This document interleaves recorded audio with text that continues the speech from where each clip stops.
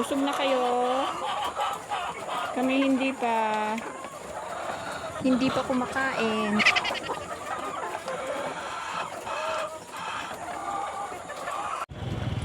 Hello guys, sumama nga ako para magpakain ng mga alaga nilang manok, baboy at pato kasama ng mga tuta na enjoy sumakay sa kulong-kulong. Daming manok. Eto yung mga nadatnan namin, magugulo na sila kasi naman gutom na sila siguro. Mga maiingay. Pati yung mga baboy. Sumisilip na dun, oh.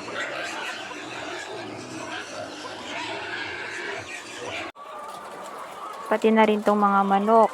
Nangihingi na rin ng pagkain, kaya maingay at magugulo na rin sila. Hindi na makapaghintay. Kailangan ulit nila kumain para may pampaitlog sila.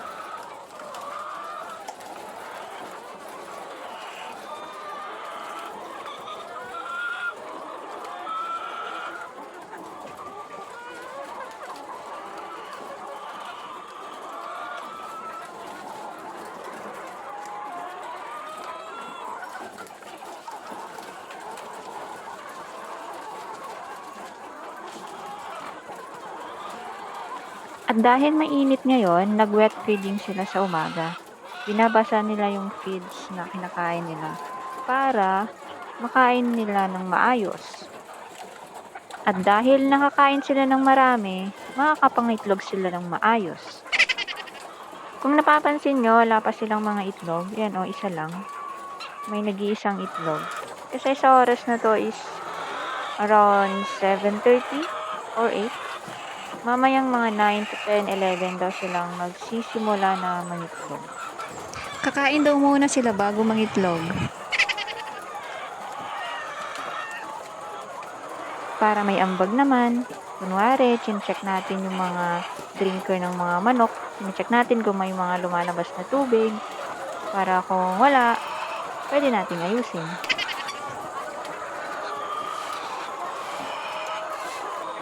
Kabilaan pala itong mga cage ng mga manok. Almost 200 heads silang lahat. Kaya yung isang kaban na feeds sumaabot lang ng 3 kainan nila. Like, sa umaga, hapon, tapos kinabukasan ng umaga. Ganun lang magtatagal yung isang kaban ng feeds.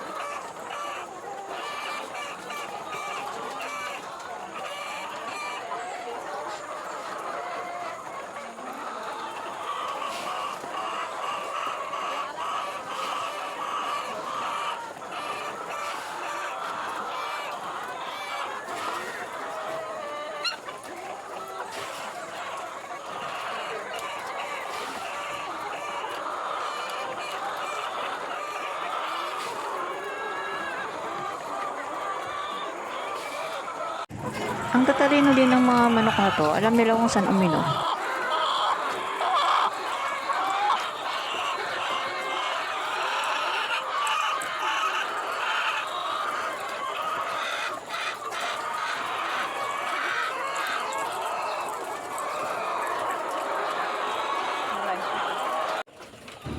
Noong mag-alas 9 na, ayan na, paisa-isa na silang nangingitlog. Gumugulong na lang yung mga itlog.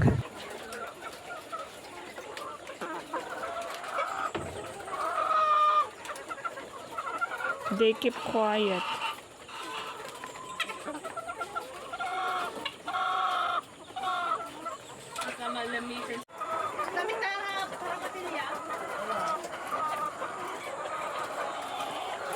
Dito ako, naghihintay ng mangingitlog.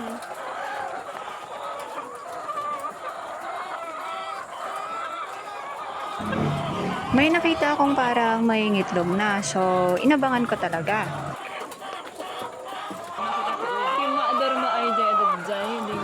Kaso, nung mangitlog na siya, tumayo na siya, kaya hindi ko na video. Ay, nahulog! Nakatayong umiitlog.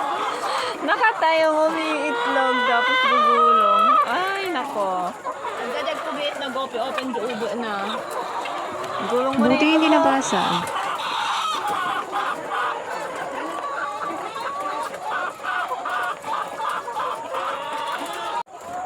Naghintay tayo ng mangingitlog.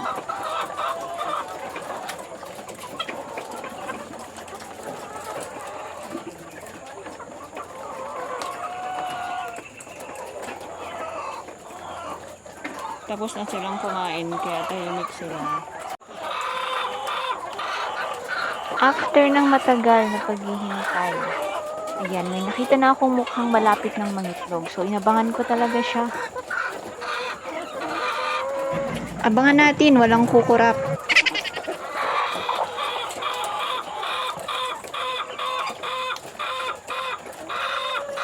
Tsinaga ko talaga siyang hinintay. Kasi minsan, pag may hinihintay ako, naiinip ako. Iniiwanan ko. Tapos, pag talikod ko, ayun, nangitlog na. So, kaya ito, hinintay ko talaga siya. Kahit gaano katagal.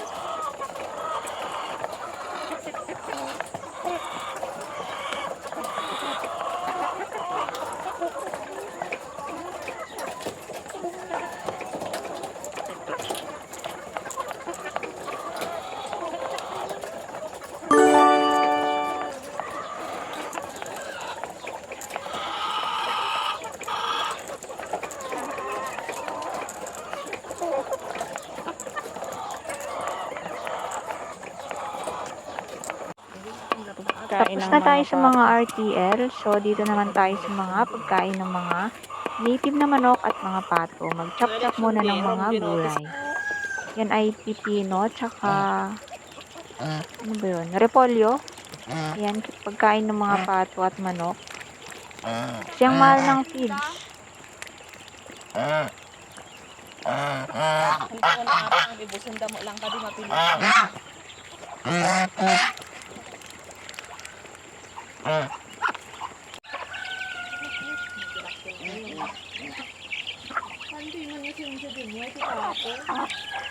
Marami din mga maliliit na manok dito. Tsaka may mga ducklings. Hindi ko na lang nabidyohan. Tatlong inahin yata yung may ducklings. Nalpas ka mga. Ayan sila, ang dami nila. May mga gansang manok. Para Mga tatakas. silky chicken. Ang dami. Oh, ba, nakaintindi.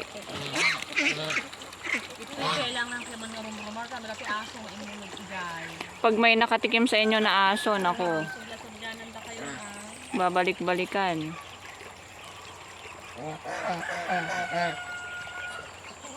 Pasaway kasi itong mga pato na to eh. Umaakit dun sa fence nila. Tumatakas. Ayun, may baboy din. Ito yung mga huling pinakain. Itong inahin. Tapos, dalawang inahin. Tapos yan, mga pato. Ayun lang po. Thank you for watching.